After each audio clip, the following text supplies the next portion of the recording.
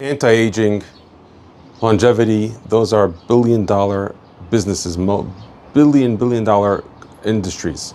And many people want to know, of course, there are certain things that are simple, but they're not easy to be able to have a long life. Of course, not smoking, not drinking, no stress lifestyle, good relationships, eating healthy, doing exercise daily. All these things help the person to have a long life, scientifically proven. In the Torah, we find that there's something else that helps a person have a long life. The Gemara talks about a certain time when the angel of death came to take a certain Miriam, and he was coming to get the Miriam who grows long hair, and instead it took the Miriam who brings up children.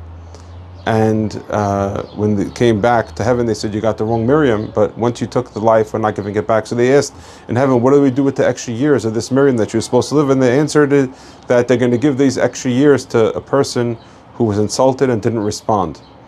Somebody doesn't respond to an insult, that gives them a long life. We know that Pinhas was gifted that he's going to live on forever, be eternal.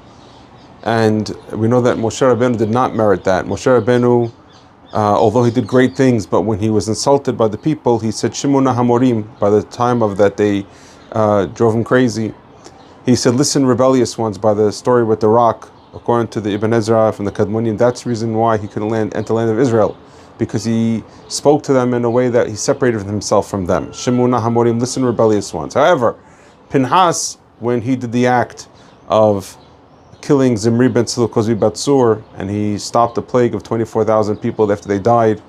So Pinhas, in that story, he was insulted by the people, saying that, look where you came from, you think you're so righteous, your own grandfather, Yitro, would stuff up animals for Avodah Zarah, and here you're going and you're killing the head of the tribe of Shimon for sleeping with a non-Jew.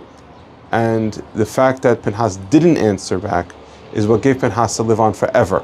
Our rabbis say that Pinhas became Eliyahu Navi, and that's why Eliyahu Navi lives on forever, because he didn't respond when he was publicly embarrassed. The greatest thing that a person can do, greater than any mitzvah, is not responding. When the person's insulted, this is the ultimate epitome, the epic of being a person who has humility. Humility means patience, means willing to deal with people. How many times we're in relationships that we know that we have to be in this relationship, we know there's a situation, we can't do anything about it. It's just a question if we're going to close our mouth, not to respond. Right now, people are in the transition between school and camp. A lot of stress, a lot of money is being spent, and people want to go crazy. They don't understand why this one's behaving that way and that one's behaving that way. There's no structure when there's no systems. And that's what brings havoc. The same thing is true in relationships. Sometimes a person feels like they're stuck in this relationship, they're not going anywhere because they share the same kids. And they were just very insulted by their spouse, and they said, you know what, I'm sorry. They said, I'm not going to make this into a fight. These people who do these things, it's not like the loser, the other one won them. When they didn't respond, they didn't blow up in that situation when they were stuck. Of course, a person should try to step up and never be in an abusive relationship, but sometimes we're stuck for the meantime until we make the process work.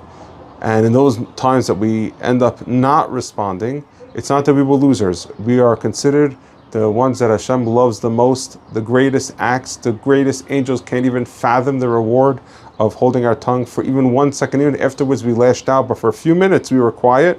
The reward for that is greater than any fathomable reward that the greatest angels could even think of.